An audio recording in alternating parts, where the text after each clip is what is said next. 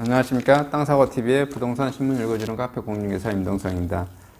유찰되던 경매도 모두 낙찰, 고삐 불린 부산 해가지고요. 2019년 11월 9일 토요일 경제신문, 매일경제신문인데요. 지금 갑자기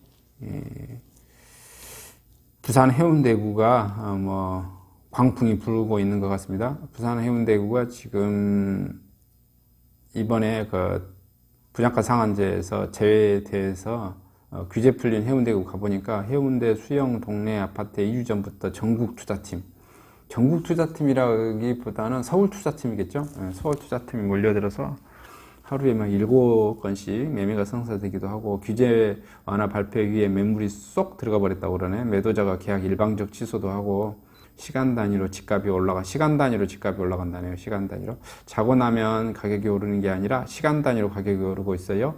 바로 계약금을 입금해야 거래가 성사될 정도로 속도가 붙고 있습니다.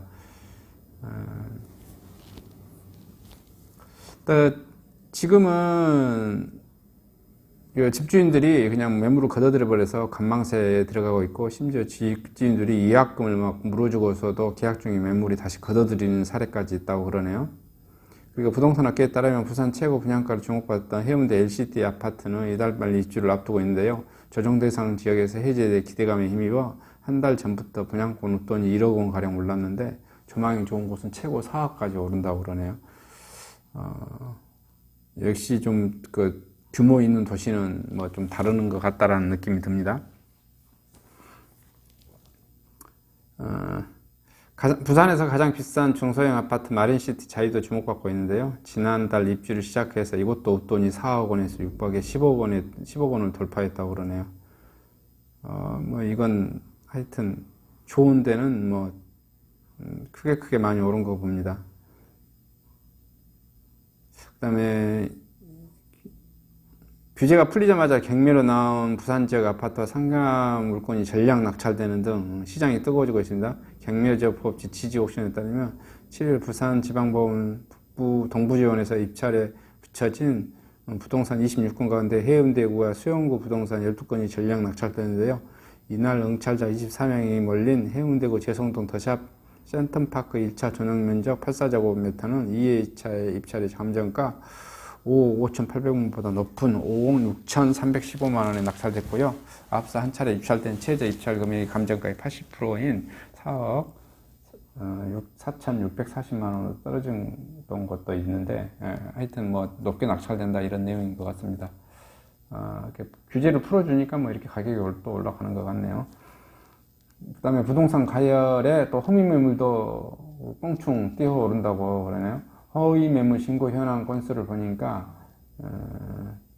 2018년 3분기에 가장 많았다가 2018년 4분기에 좀 뚝 떨어졌네요. 이게 5,000건, 2018년 3분기에 5만 건 있다가 4분기에 2만 건으로 줄었다가 1분기에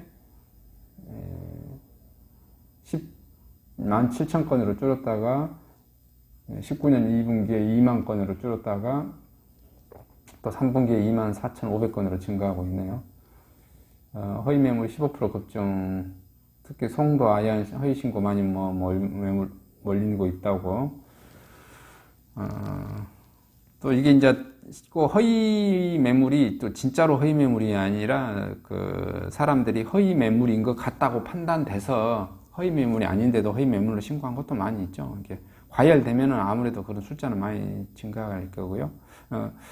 허위 매물량이라고 공식적으로 국가가 인정한 것도 봐보면 2019년 18년 3분기에 봐보면 2만 4천 건, 4분기에는 11,000건, 2019년 1분기에는 10,000건, 2분기에는 12,000건, 3분기에는 14,000건 이렇게 있네요.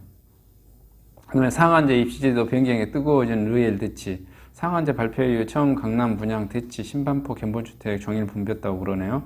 분양가 상한제가 강남을 집중 겨냥했는데요. 당분간 강남에서 공급이 없지 않을까요? 이거라도 꼭 잡자는 심정으로 보러 왔어요. 근데 사실 르엘 대치는 총 273가구 중에 31가구 일반 분양인데요. 분양가 상한제를 피하는 행운의 단지로 꼽힙니다. 그런데 여기를 그 모델하우스를 보려고 하면 어차피 아파트 채수는 몇 개 안 되고 완판 될 거라고 당연히 판단되고 그래서인지 또는 혼잡을 피해서인지 모델하우스 방문자들을 12명씩만 제한을 시켜서 이렇게 볼 수 있게 만들어서 오전에 온 사람이 오후 늦게나 보고 계속 기다렸다는 그런 뭐 후문이네요. 하여튼 직구하기가 엄청 뭐 힘든 그런 상황인 것 같습니다. 그러니까 위기의 부동산 산업 리치로 돌파한다 이렇게 나와졌는데요. 부동산 산업 날 컨퍼런스 건설 경기 악화에 따라 내년도 건설 지수가 6년 내 최저 수준인 연 140조 원으로 떨어질 것으로 보인 가운데 위기를 극복하기 위해 부동산의 리치와 프로테크 부동산 스타트업 산업을 육성해야 한다는 제안이 쏟아지고 있습니다. 금융업, 빅데이터 등 신기술 부동산 산업에 대해 더 쉬운 새로운 부가가치를 창출하자는 그런 내용인데요. 서울 강남구 건설회관에서 한국부동산경제단체연합회 주최로 개최된 제4회 부동산 산업날 컨퍼런스에서 전문가들은 리치 산업 활성화를 주문했습니다. 리치란 투자자들로부터 자금을 모아서 부동산에 투자를 하고 여기에 발생한 임대 수익 등을 배당하는 상품입니다. 뭐 이제 쉽게 말해서 자금을 많이 좀 큰 금액을 끌어와야 이게 부동산업도 우리가 보통 해보려고 하면 여러분이 조그만한 거 단독주택을 지으려고 하거나 점포주택 지으려고 해도 돈이 이제 부족하면 좀 못하고 그러는 거잖아요. 그거는 그 해결하기 위해서 건설 시공사 자금 땡기고 은행 돈 땡기고 이렇게 하는 방법.